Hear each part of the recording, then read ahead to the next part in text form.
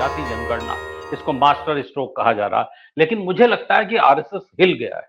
जी, समी साहब। देखिए, आरएसएस की शुरू से कोशिश थी कि ये जनगणना हो ना, और सीधे सामने तौर पर तो आरएसएस नहीं आ रहा था, लेकिन जो उससे जुड़े हुए लोग थे उनकी कोशिश थी कि जनगणना नहीं हो। इसके लिए वो हाई कोर्ट गए, सुप्रीम कोर्ट गए। खैर, उन सब अड़चनों के बाद जो है वो इस राज्य सरकार इस बात के लिए तैयार हुई, राज्य सरकार को इस बात की अनुमति मिली कि वो इस जनगणना को कराए, इस गणना को कराए। इस पर भी बहुत बहस हुई कि जनगणना है या गणना है। जनगणना का अधिकार तो सिर्फ केंद्र को है, इसलिए इसको जातीय सर्वे का नाम दिया गया, या जाति आधारित गणना का नाम दिया गया। तो अब जाति आधारित गणना के बारे में भी कहा गया, कई लोगों ने कहा कि नीतीश कुमार की नीयत साफ नहीं है या राज्य सरकार की नीयत साफ नहीं है।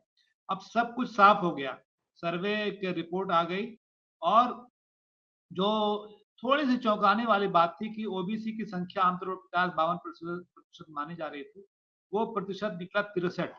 तो 63% इधर है, और 19-20% जो है SC ST मिला के 84-85% पड़ता है।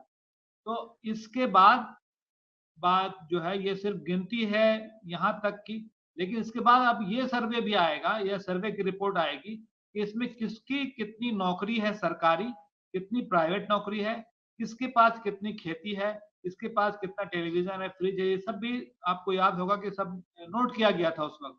तो उसका रिजल्ट धीरे धीरे आएगा। आज चूंकि 2 अक्टूबर था, गांधी जयंती का अवसर था, इसलिए इसका फायदा उठाते हुए नीतीश कुमार ने आज ये दिन चुना कि इसको घोषणा करा दी जाए इसकी।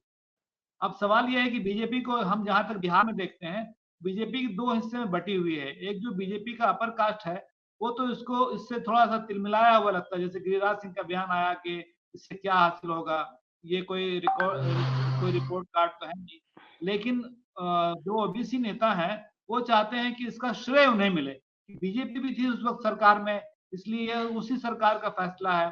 तो बीजेपी को बिहार में जहां तक देखा जाए तो वो 2 हिस्से में बटे हुए, लेकिन जो बीजेपी की सेंट्रल लीडरशिप है, जो आरएसएस से संचालित मानी जाती है, उसमें ये बात जरूर है, खलबलाहट होगी कि आखिर अब क्या किया जाए, क्योंकि जैसे ही अब ये रिजल्ट आया है तो वो जितनी जिसकी आबादी उसके हिसाब से भागीदारी वाली मांग शुरू हो जाएगी।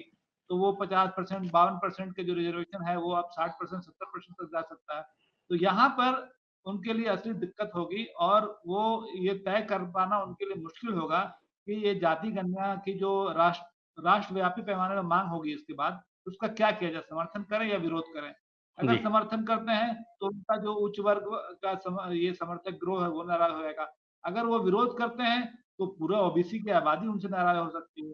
तो डायलेमा उनके लिए है, और सही बात आपने कहा कि आरएसएस के लिए थोड़ा सोचने का मौका है जरूर कि उसको उसकी आगे की रणनीति क्या होगी। जी।